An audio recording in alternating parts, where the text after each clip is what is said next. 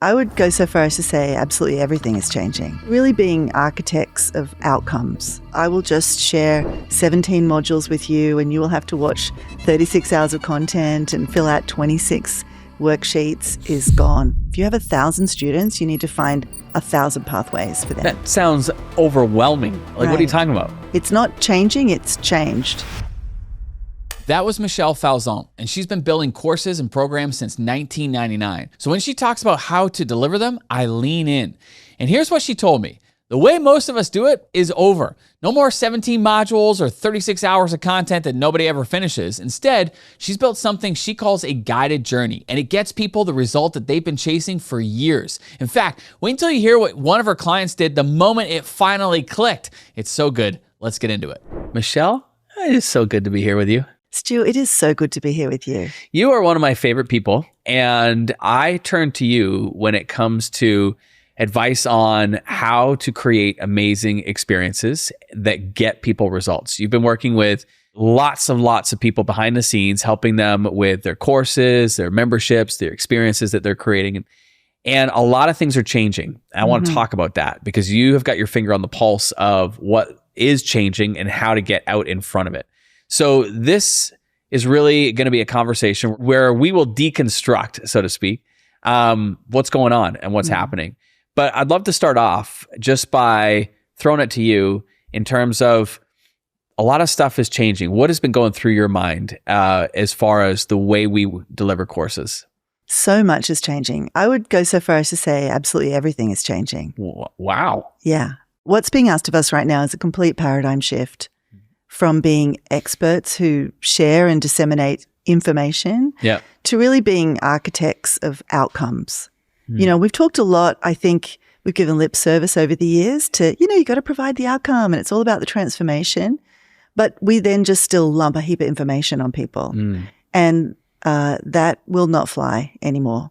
Yeah. And so the old ways, the old sequential, I will just share 17 modules with you and you will have to watch 36 hours of content and fill out 26 worksheets is gone. It's not changing, it's changed. Wow. And so now it's about shifting from delivering information to actually delivering the outcome, not teaching me how to figure out the outcome, but actually how can we deliver the outcome for somebody? I want to break this down for people because, we were talking off camera before we got started that, it is really hard for people to change. Yeah. When we were wired a certain way, especially as any creator who has been delivering courses or paid programs or coaching programs or memberships, I mean, the way in which we delivered it has been that way for decades. But it's requiring, as you said, just a complete shift in our approach. So let's contrast the old versus the new. The old way would be, as you said, modules and lessons. What are you seeing the new be? Yeah, so the new is actually providing completely personalized pathways for people. So instead of, you might think, well, I've got 3 pathways, beginner, intermediate, advanced. Yeah. Bong, bong. That is still not a personalized pathway. If you have 1,000 students, you need to find 1,000 pathways for them. That sounds overwhelming. What are you talking about? Yeah, well, courses have been the way that we have delivered. We've done our best to deliver outcomes at scale. We teach people a bunch of things. But now what we need to do is to deliver a personalized outcome at scale. And the way that we do that is to take what we might have done in a one-to-one, done for you or done with you type of approach and deliver that in a one-to-many environment. And the way to do that is this fusion of us and our expertise and AI, but not AI as in simplistic AI or, some of the AI slop kind of stuff that we're seeing out there in the world, but really nuanced, deliberate use of AI. And for me, the ultimate fusion of you, the creator, the expert, and AI is what I'm calling guided journeys. And that is where you architect the inputs that somebody's putting in through a series of steps in the right order, the right steps in the right order. Yep. And then you deliver an AI-enhanced output.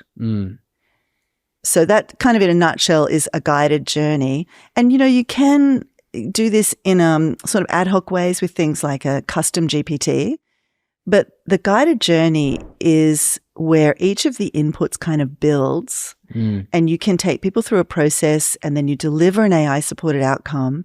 And then that output that you've really curated with all of your nuance and your intelligence baked into it can become the input for the next step in the guided journey. It's like building. Yeah, you get this compounding effect. Because the big problem right now is that most of our students and our clients are out there right now doing what I call running with scissors, you know, like they're just putting random stuff into ChatGPT or whatever LLM they're using, and they're thinking they're getting good information out. Yeah. But the problem is people don't know what questions to ask. They don't know what process to follow. And so they're getting reactionary, conglomerate, you know, one size fits all kind of outputs right now. I even, out of the box, I still don't know that I trust ChatGPT. You know, like I saw this viral video of this how many R's are there in strawberry? Gentleman asking ChatGPT to spell strawberry. And he said, you know, how many R's are in strawberry? ChatGPT says, there are 2 R's in strawberry. He's like, I don't think so. I think there are 3. And ChatGPT's like, you're right. There are 2 R's in strawberry. He's like, no, I think there's 1 at the beginning and 2 at the end. And they're like, you're right. There's 1 at the beginning and 1 at the end. And I was just like, oh my, this is ChatGPT back and forth. And I'm like, and we're trusting this, you know, with like medical advice and stuff like that. And I think to your point, there's so much that is untrained and, you know, this is why it creates the slop. Yeah. But there's a curated version that is very, very powerful. And so what I'm hearing you say is that the future of courses and programs is less about people going through the modules and lessons and learning all the things and then having to go and implement the things. It's really just getting straight to implementation. It's like, put in this, answer these questions, and in the process of answering that, it's going to guide you to the actual output. Am I right in that? Totally. And so an easy example is I have a process for teaching people how to create their signature story. And there are, you know, 6 or 7 steps in that process. Yeah. Now, instead of spending an hour trying to teach somebody that process and showing them examples and then putting the burden of translation of those concepts and ideas onto the student to then apply it to their situation, I can just take each of those steps and treat them as inputs. And then I can use all of the intelligence and all the things that I would have taught them in an hour-long training, bake that into the prompt. Right. So here's the thing. Our students know their situation. If we ask the right question, like what's life like now? Yeah. And we can deliver a tiny piece of micro training right at that moment of need that says, hey, here's some things to think about when you're giving us this input. Yeah. Like talk about this and think about that.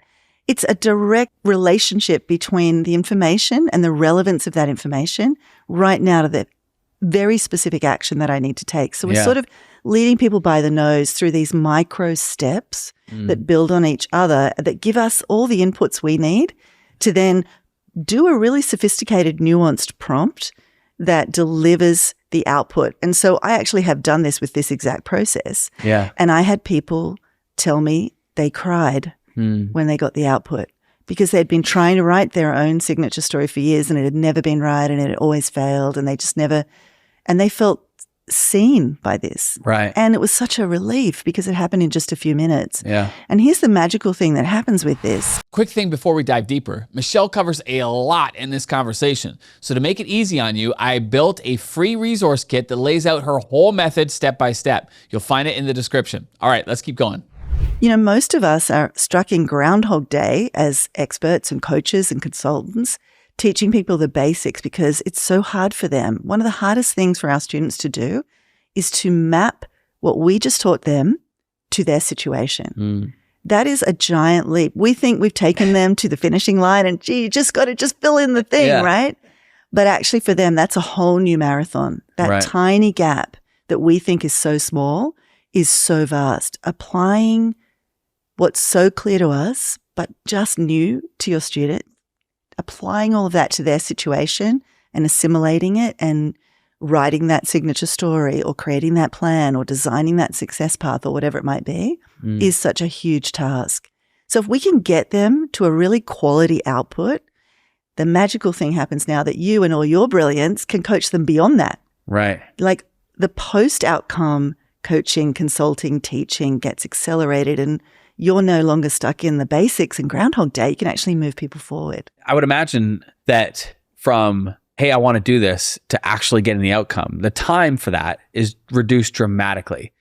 And it builds confidence. And I know in our programs, we focus heavily on helping people get small wins, and through the small wins, it builds momentum, and that momentum builds confidence. And then before you know it, they're doing things that they couldn't even imagine before. Right. And this is doing that. Like what you're talking about, what you're describing, it's building that momentum and therefore building their confidence. And so they're making more progress. They're getting the results. They're feeling better about themselves. And this year, to what you said, now they're at a point where very few people ever get to. And now we can talk about more advanced stuff. And that's where as a coach and as a expert, that's where the fun playground, really begins, because we're not stuck in the weeds of just getting people, to those first few steps. Yeah. Like, for example, I have a client right now, and they had a 12-month program where they taught people these 6 things, just the information, right? The 6 key ideas. And so the whole 12 months, you became a master in the information, but the outcome rarely happened. And so what we did was we reorganized it around outcome thinking, and it does require the cogs in the brain to sort of go, And so we were able to reorient the program around the outcome. So how do we get people to that outcome as quickly as possible? And it means asking some pretty unreasonable questions of ourselves. And so what we did was, in the first 30 days, a lot of the fundamental things happen. And then in the next 60 to 90 days, the actual outcome gets delivered.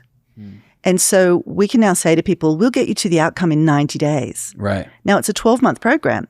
So what can we do in that remaining 9 months? We can take you to mastery. We can take you to success. We can iterate and reiterate and optimize, because the first time that somebody achieves the outcome is generally not the last time, and it's usually not the most successful time. Yeah. The success is in what comes after that. Like, we're really getting them to the starting line with that first outcome. Yeah. And now they've got 9 months to coach those people, to optimize them, to have them also ask better quality questions, because they're asking based on experience, or they're asking based on, how do I take this action right now because I want to create this outcome? It's a completely different orientation. Okay, so where do I even begin if I want to make this, if I want to transform my program to be more outcome-based? Give me a scenario. Okay. Let's say that we have somebody who is teaching parenting, and they're providing parents different types of scripts or scenarios, with kids that have behavioral challenges. Great. So let's just say that in the past, let's just make it a little easy. Let's just say it's a short course. Yeah. And you are inviting parents to come in and to understand, say there are 4 types of ways to listen to your teen. Yeah. Right? So I'm interested to teach you the 4 listening skills. Great. Now, let's say that's one of the modules or one of the lessons. The smaller outcome there isn't to teach them the listening skills. But as educators, as experts, as people running courses, we have had the thought that that's the outcome. I have successfully delivered my course when you know the 4 types of listening skills. Right. That's not the outcome. Right. The outcome is that you want this parent to know which listening skill to apply at which moment in their conversation with their teen. But even that's not the outcome. The outcome is that they can have a situation where the teen feels heard and seen, and where that relationship is strengthened, and where that bond becomes something that transcends where they were before. So that's the actual outcome. And you're not just responsible for giving them the information that they've got to sift through and then figure out how to apply to their situation. You're actually responsible for the outcome. How do I give this parent a transcendent relationship with their child? So in that example, it would be, how do I give that person a series of scripts or an experience of a back and forth, even with like a example conversation where they understand in basic terms what the 4 listening skills are, but that they get a prompt where they would immediately say, this would be how I would respond to that. So it's almost like in that scenario, you can correct me if I'm wrong, but it would be perhaps the parent is answering questions about a particular scenario that's happening with their teen. And through that, it then is providing a script that a parent could go and follow as a conversation with their teen. So it's like that aid that is like getting them to, that next step and being able to have that conversation with confidence. Would that be along the same lines? Exactly. And again, it might be that parent can come back after the conversation and add some more. Like there's a post-conversation input where they can say where maybe it went off the rails. Yeah. And that can get analyzed as well. You could even have a situation, because AI can come in many forms, where they can trial a conversation with the kinds of, if they've loaded up details about their teen, like their tone of voice, their traits, their likes, the system could even understand, okay, this might be the way the conversation goes. Let's practice that. And then after it, analyze it for them and give them a report and say, hey, you're leaning on this listening skill and you've got a bit of a blind spot around this listening skill. Yeah. Or at that moment, you had an opportunity to do X or Y. Maybe you want to think about that next time. And so you're delivering a little bit of training right at the moment of need instead of this sort of almost impenetrable wall of content that we've been giving to our students. Yeah. And that's been totally okay I've been doing courses and online marketing since 1999. Yeah. And that has been a very acceptable way for us to provide value to our clients. But people are more overwhelmed than they've ever been. They're more burned out than they've ever been. They are feeling like decision overload, and they do not want to sift through our content anymore. And then combine that with the fact they are getting fast results with tools like ChatGPT. Yeah. As poorly, even if they can't spell strawberry. And so the expectation is that I'm just going to get what I want when I want it, customized to me. Yeah, it's interesting. Like I see it even in our kids. I was helping our son Sam with his math the other day, and we had his workbook open, and we're going through and we're answering the questions, and we had a whole nother page to do. And he was getting tired, and he says, Dad, can I just see your phone for a second? And I said, yeah, sure. So I gave him my phone. He takes a picture of the workbook. He opens up ChatGPT and he says, can you just give me the answers? And, right. And I was like, I don't know how I feel about this. Like, in one sense, I'm like, good for you for being resourceful. The tools are available. You use the tools. You got the response. The other parent inside of me is like, is he learning in this? Like, probably not. But then does he need to learn? Like, or does he just need? And so I was caught in this like weird conundrum. But what it's underlying based on what you just said is that people just don't want to wait anymore. They just want as quickly as possible to get to the outcome. And so I am going to play devil's advocate a little bit. Great. So based on that, one could argue, okay, Michelle, we get them to the outcome, but they're not really learning. We're creating a dependence but they're not really learning. So how is this in the long run benefiting, those people? What would you say there? I think a certain degree of friction and effort is necessary for us to develop neural pathways, for us to feel a sense of achievement. And so I'm not talking about taking all that away, but we are operating inside a landscape where that's happening. Right. And so MIT did a study on university kids and got some of them to do their assignment using ChatGPT and some to actually write their own assignment. And they were monitoring their brain activity. And there's an image you can see with these two brains. And one brain is all lit up with neural activity, which is the brain that's doing the efforting. Yeah. And the other brain is like, completely void almost, right? And that's the one with using ChatGPT. That's the one using ChatGPT. And what has happened is these MIT researchers have actually coined a phrase called cognitive debt. And what cognitive debt is, this reduction in ability to think and reason and remember. They found that when they compared the experience and the recall of these two sets of kids, the ones that had put in the effort, like Sam in the first half of the homework assignment, he probably remembered a lot more about that assignment. He had a deeper recall. His brain was more activated. The second part, no, he will have very little recall. He won't remember any of it, right? Yeah. So that's a problem. Yeah. But our clients are out there doing that anyway. I was talking to somebody the other day, and he said that what he's hearing is happening is that his clients or his people on his email list are taking his promotional emails for his program, copying the content, like you'll learn this and you'll learn that and you'll learn the 7 ways to do this or whatever. He's copying that. They're copying that content and they're putting it into a large language model like ChatGPT and saying, write me this program. Oh my gosh. Now, it could be just terrible. Yeah. And they're not really getting a great result there. Whereas, wouldn't it be better if we had a program, if that person had a program that they were like, oh, well, that sounds easy. Oh, you mean it's going to be done for you? It's personalized?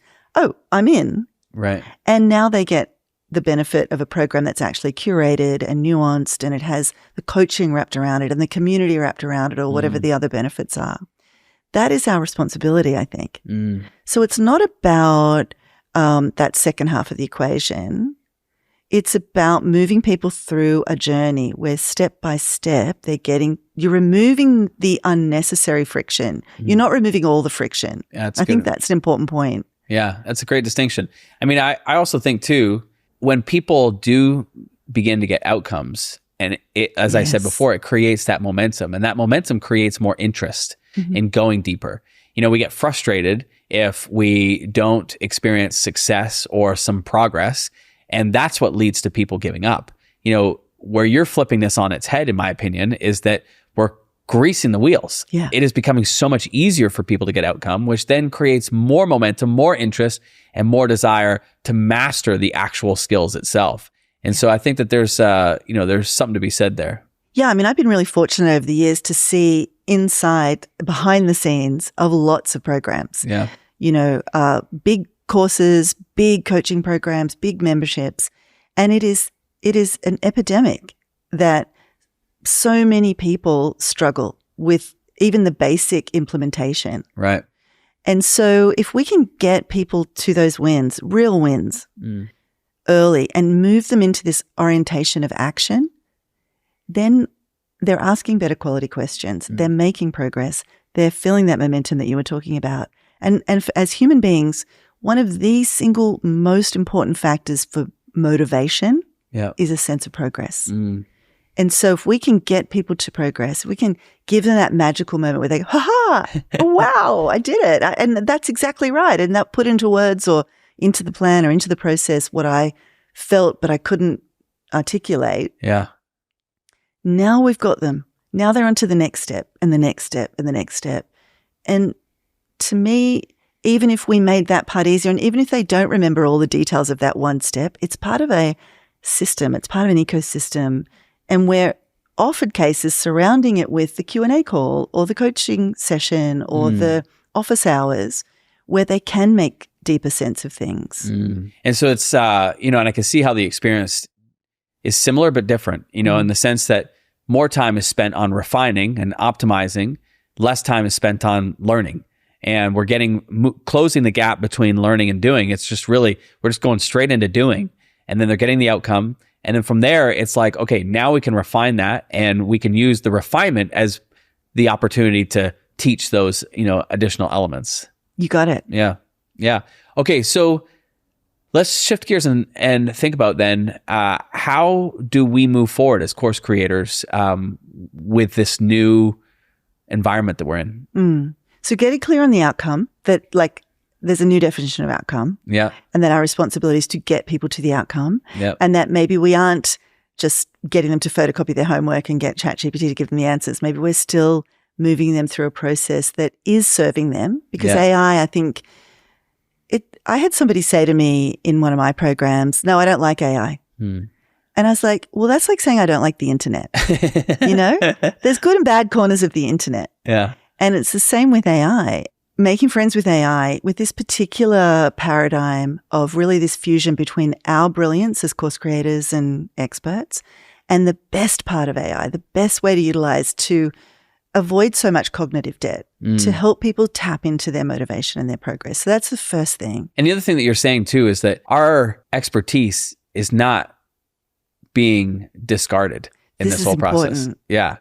In fact, I think we're at a time of massive opportunity because we've all got frameworks. Yeah. We've all got processes. We've all got content. We've all got, portals with recordings in them and content. It's just that the way our people want to access that, it has changed. Just having 65 modules in your hub that you can access at any time is no longer seen as attractive. Yeah. It's interesting too. I think I mentioned to you, but I had a conversation with my business partner, one of my business partners, and we were talking about this whole idea of courses and course delivery and, this concept that courses are dead because people can just go on ChatGPT and search for the 7 steps to ABC. And he said to me something I think is pretty profound. He said, I don't think courses are dead. He said, I think they are more valuable than ever before. But the difference is that before, a lot of courses with information were designed for humans to learn and consume the information. Right. He said, today, think about the way in which people are learning. They're using AI as a thinking partner. Right. Their first person that they're going to is AI to bounce ideas, to process the information. He said, so today courses are super valuable because otherwise AI is relying on, slop to educate itself and to provide guidance. Whereas if we provide content in a structured way that's tailored for their thinking partner, then now their thinking partner, their AI now has structure to follow. And he said, so I don't see it being where we're creating courses for humans. I see a lot of the courses that we're creating are structured for their thinking partners in AI, because most people are going to literally would go into a course. They just say, take that to AI and say, okay, can you summarize this for me? So now it's just like, let's just skip that nonsense. Let's just make it easy and let's just train it for your AI. And now you can use it in any which way you want. In the same way as you're saying, you know what, why don't we just walk you through that process using AI? Yeah. Yeah. That's it exactly.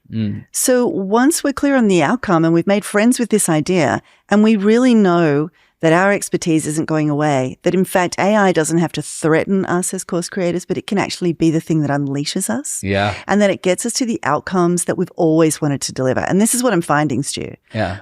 The people that are doing this is actually happening. This is not theory. And so imagine the thing think about your course, your program, the thing that you deliver that you just go, oh my gosh, why can't they get it? Like, oh, I wish they could get it. Or the thing that people just constantly get stuck on. Or that you're just like, oh, if I have to do one more, review of someone's terrible sales page or whatever it is. Yeah. Imagine you could solve that problem for them really fast out of the gate in a way that was real quality, that had all of your intelligence baked into it. Yeah. Where would you go next? Well, let's give people an example. Like you mentioned the sales page. Like when I think of our community, one of the most requested things is for me to review somebody's sales page. Right. And we have a whole teaching on it. There's like 7 questions that we recommend people answer on a sales page. And by answering those 7 questions, you'll have the structure, the flow, it'll be perfectly lined up type thing. But instead of teaching that stuff, the way I hear you saying it is like, what if they don't need to learn it, but they are literally answering questions based on those components? And then the output is the sales letter's done. It formatted exactly the way that you would recommend.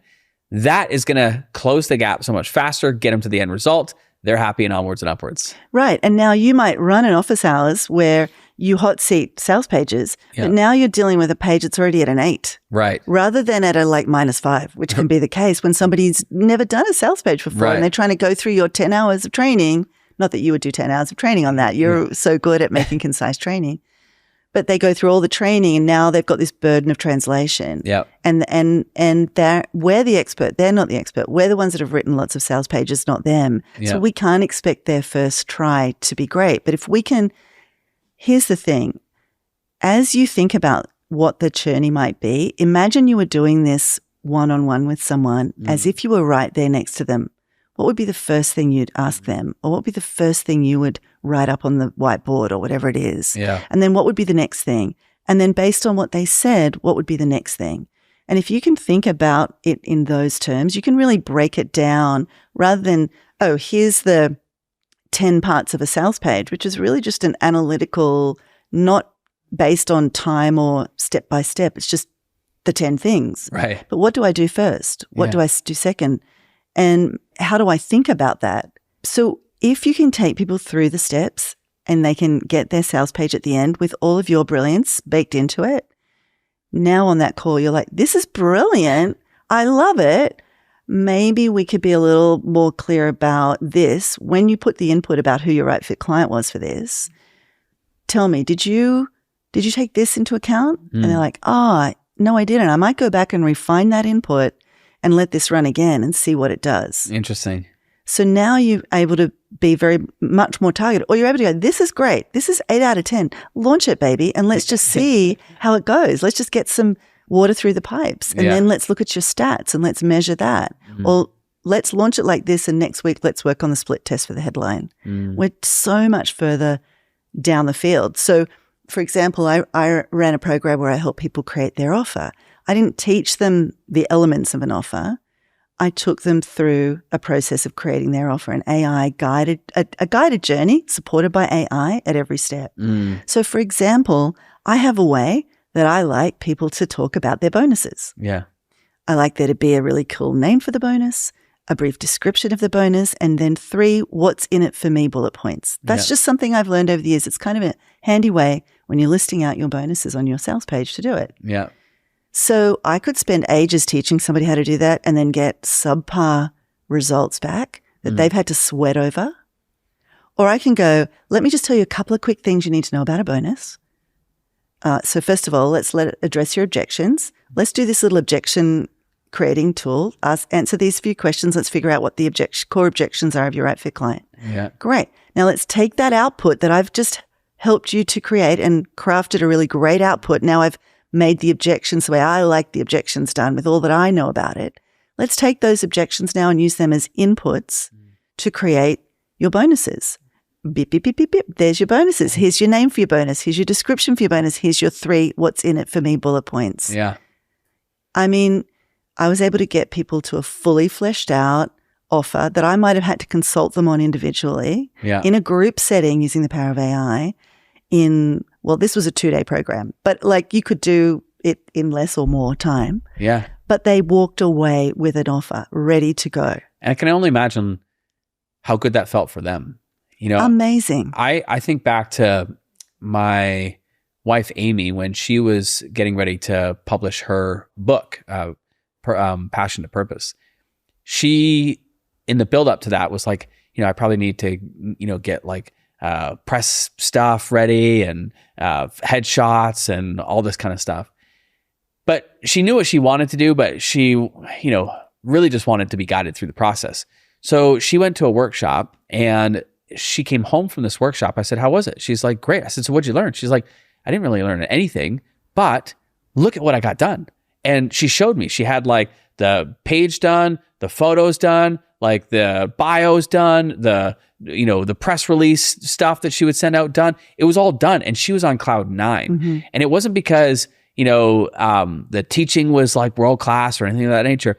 It's because she had the outcome. She had the outcome and it was done and she was proud of it. And so I can imagine like people going through this process, there's a sense of pride, like, I did this thing. Yeah. I did this thing. Yeah. And they're happy and confident and momentum's on their side. I'm so glad you brought that example up because Amy doesn't want to be an expert in that. No. She just needed the thingy. Yeah. So she could do the next thingy, Yeah. And so we're the ones that are obsessed with teaching people how to do that. I'm glad you're not going to call me a thingy. Yeah. Well, no, I wouldn't.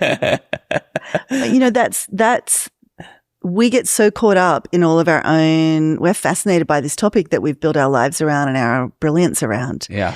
But most of our people don't want to become PhDs in this and teach other people. They just want the outcome. Yeah.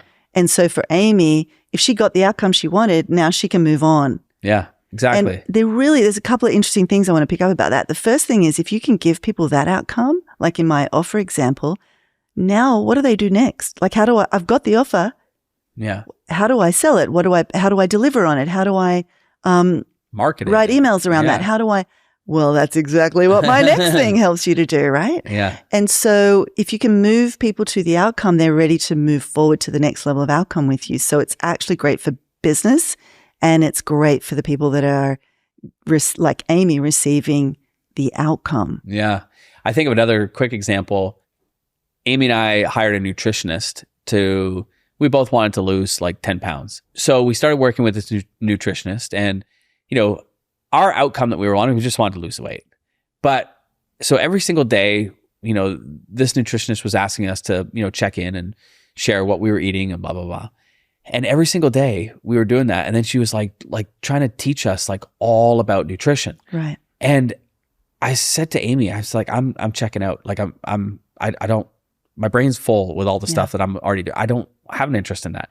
I just want to get to the outcome. I just want to, you know, and so what ended up happening was I lost interest. I was out, and yet this woman was still trying to like teach all of this stuff. And I'm just like, we don't want the stuff.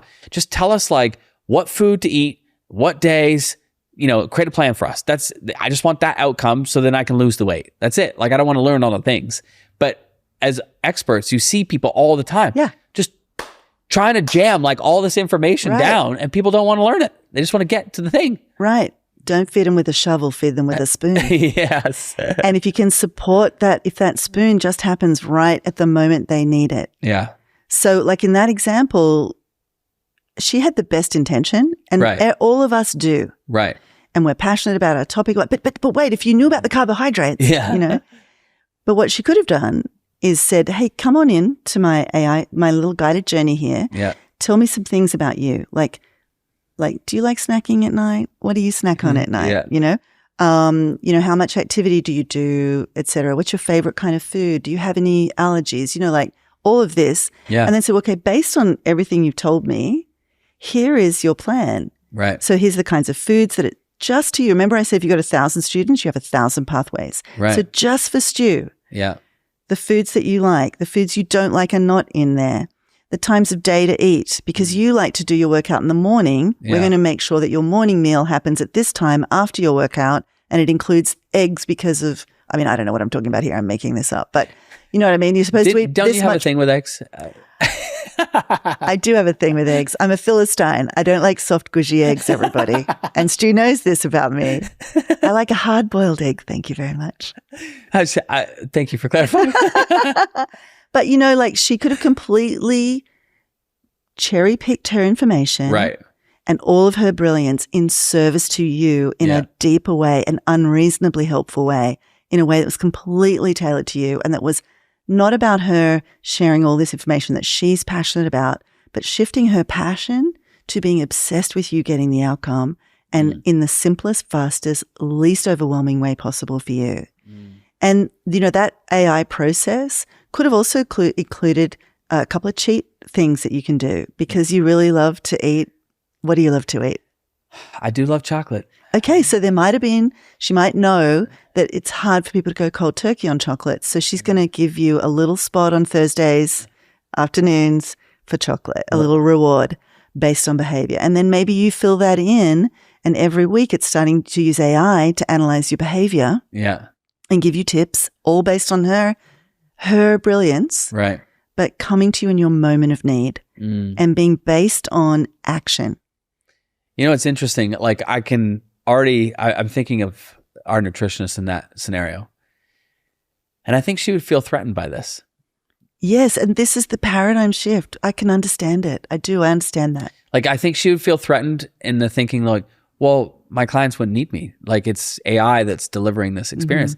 But it's not. It's that pairing of her expertise and AI. And there's a difference there, because it's not just me putting into ChatGPT to give me a meal plan.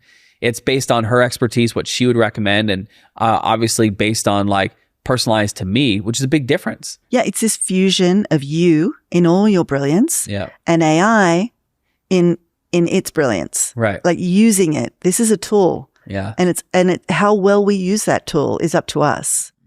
And so otherwise they're going to use that tool anyway without our guidance. And I would rather, like, if we believe what we do has integrity and it has merit and it has value, and I know it does for everybody that's listening, it's our responsibility to make sure it's not just AI out there by itself, but it's our expertise plus AI. Okay.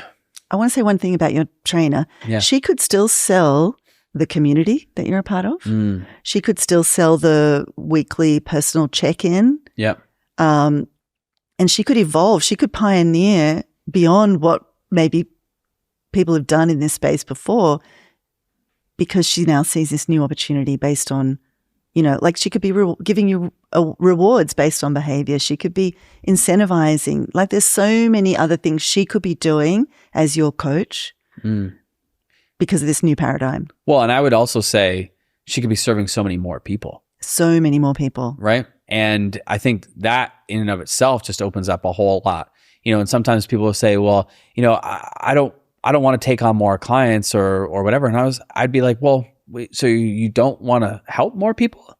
Like, this is an opportunity to be able to help and serve more people. Yeah. Like, I think just a different example, but similar is, I think, of Ginger Dean in our community. She was a psychotherapist and she was working one-on-one with clients. And during COVID, she was like chock-a-block full. She was seeing 12, 13 clients a day. And so she's working 12, 13 hours a day. And when she shifted to a membership model, then now all of a sudden she's able to serve thousands of women.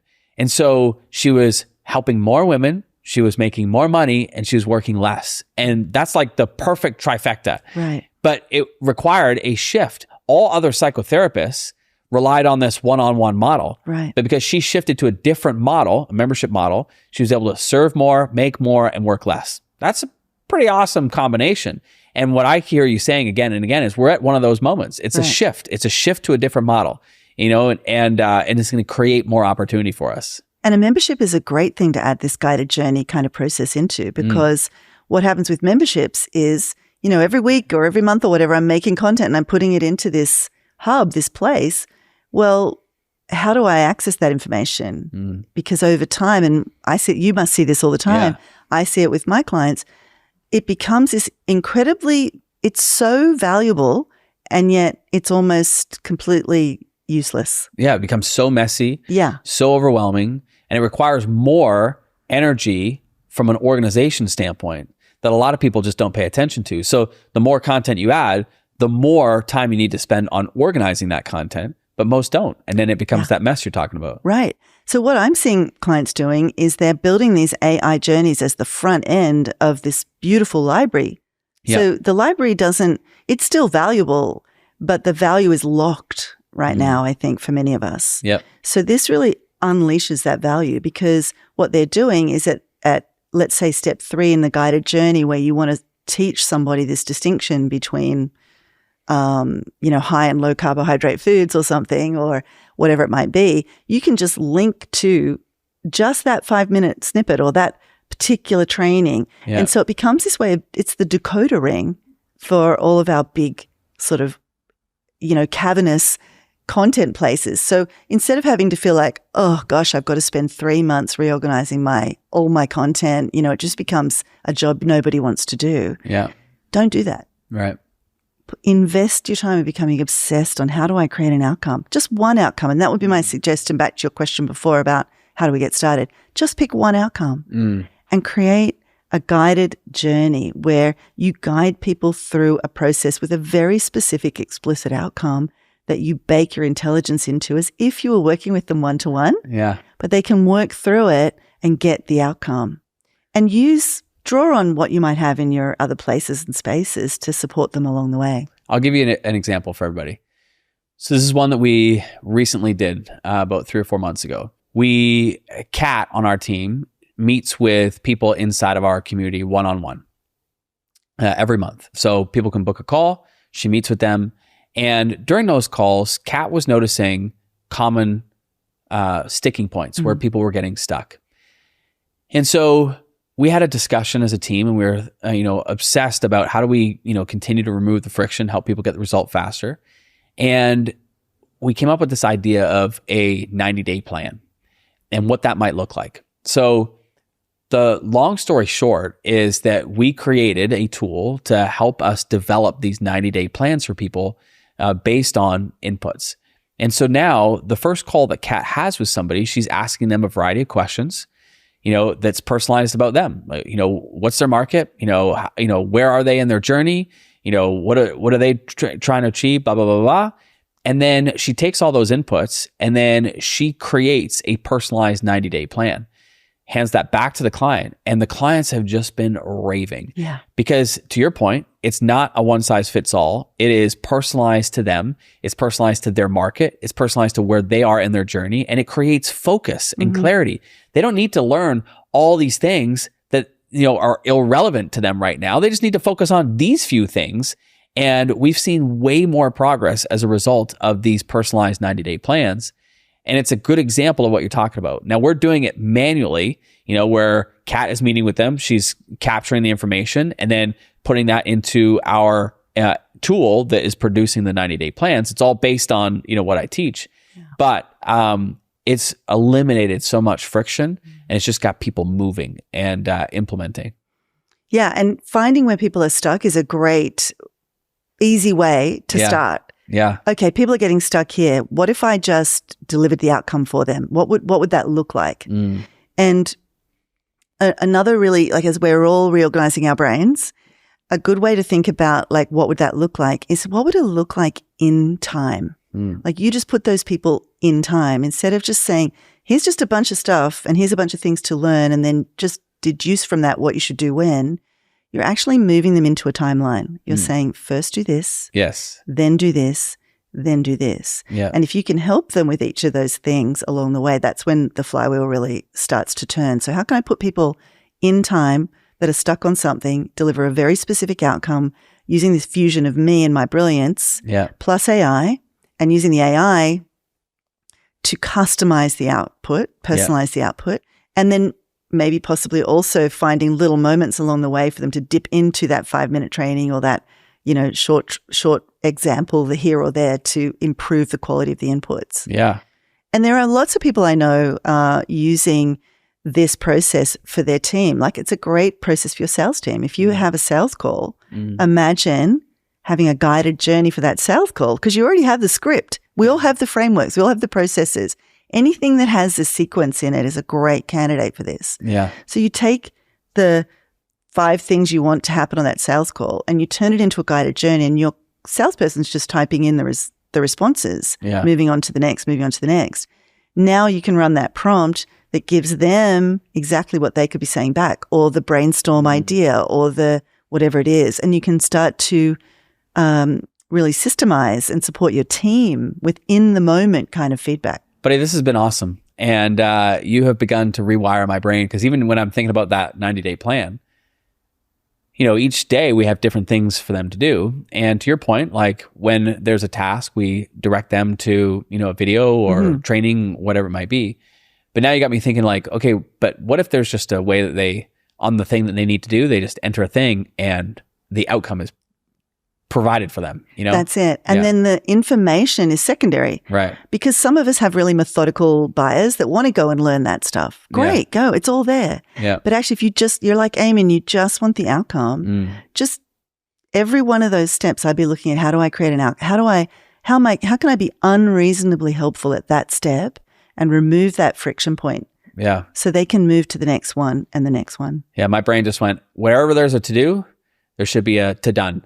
Oh, yes. I love it. And so to go back through and review all those, that'd be really helpful.